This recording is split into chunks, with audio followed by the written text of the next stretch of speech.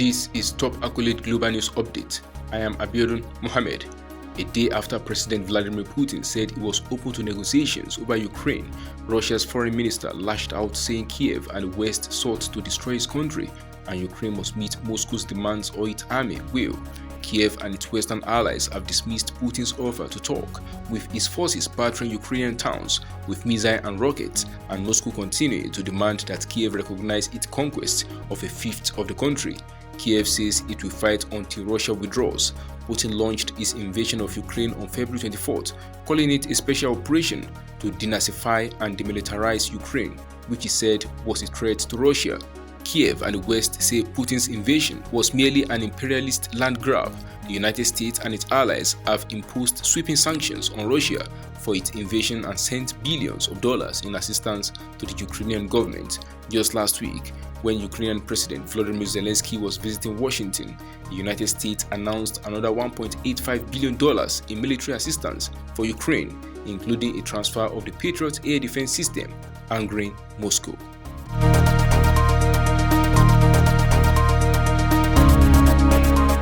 At least 20 Rohingya have died at sea in recent weeks, the UN refugee agency UNHCR said on Tuesday, as boats carrying hundreds of the persecuted Muslims landed in Indonesia, while others were believed to be adrift in the Indian Ocean. A boat washed ashore in Indonesia's Aceh province on Monday, carrying 174 Rohingya, most of them dehydrated, fatigued, and in need of urgent medical care after weeks at sea, local disaster agency officials said. Chris Lewa of the Arakan Project, which provides support to Rohingya, said the boat was the same as one earlier reported missing and feared to have sunk.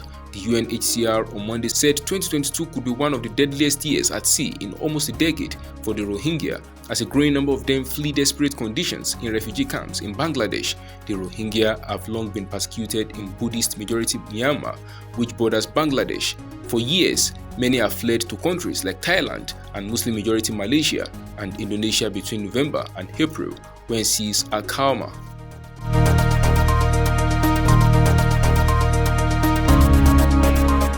Serbia has placed its security forces on the border with Kosovo in a full state of combat readiness, senior officials have said, amid increasingly strained relations with its neighbour and despite calls by the European Union and NATO for tensions to ease between the once wartime foes.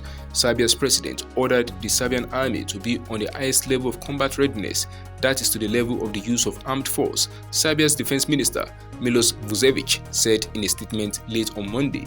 He added that Serbian President Aleksandar Vučić also ordered the special armed forces to be beefed up from the existing 1,500 to 5,000, Vucevic said. The country's Interior Minister Bratislav Gašić said he ordered the full combat readiness of police and other security units and that they be placed under the command of the Army Chief of Staff according to their operational plan. He said in a statement that he acted on the orders of President Vučić so that all measures be taken to protect the Serbian people in Kosovo. The orders from Vučić come after Serbian Army Chief General Milan Mujzilović was dispatched to the border with Kosovo on Sunday, though it was not immediately clear what the new orders mean on a border where Serbian troops have been on alert for some time.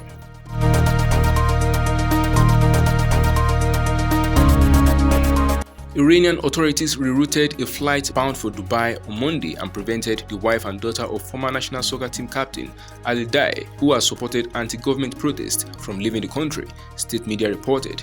Amid a concerted clampdown, Tehran also said the arrest in Iran of citizens linked to Britain reflected its destructive role in the more than 3 months of unrest. People from across Iran's social spectrum have joined one of the most sustained challenges to the country's ruling theocracy since the 1979 Islamic Revolution, relying heavily on social media platforms, which the government is trying to shut down to organize and spread news of demonstrations. A service that could help Iranians circumvent internet restrictions is Starlink, a satellite-based broadband service operated by Elon Musk's SpaceX. Musk said on Monday that the company was getting close to having 100 active Starlink satellite receivers inside Iran. Meanwhile, Daei's wife was banned from traveling abroad, Iran's judiciary said, after authorities ordered the Mahan airplane she had been a passenger in to land on Iran's Kish Island in the Gulf.